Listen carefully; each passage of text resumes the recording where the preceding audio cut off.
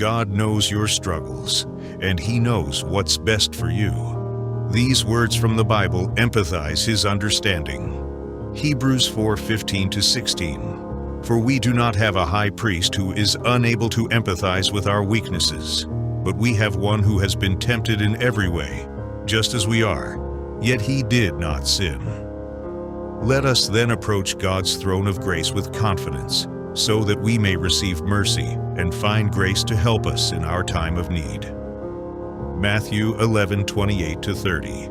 Come to me, all you who are weary and burdened, and I will give you rest. Take my yoke upon you and learn from me, for I am gentle and humble in heart, and you will find rest for your souls.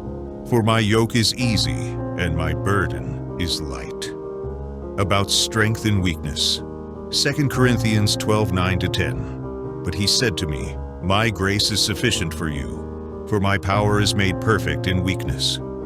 Therefore I will boast all the more gladly about my weaknesses, so that Christ's power may rest on me.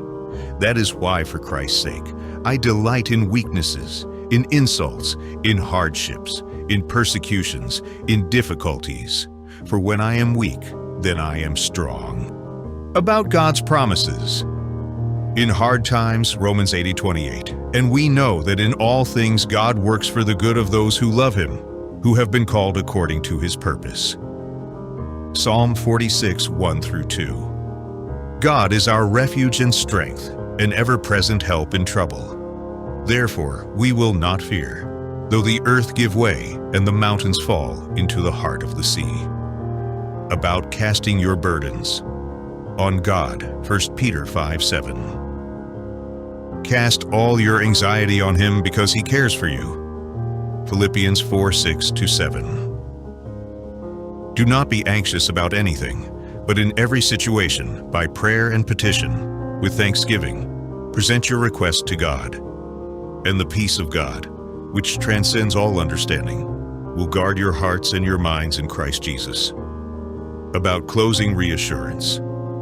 Closing reassurance, Deuteronomy 31:8. The Lord Himself goes before you and will be with you. He will never leave you nor forsake you. Do not be afraid. Do not be discouraged. Isaiah 40:29-31. He gives strength to the weary and increases the power of the weak. Even youths grow tired and weary, and young men stumble and fall. But those who hope in the Lord will renew their strength. They will soar on wings like eagles.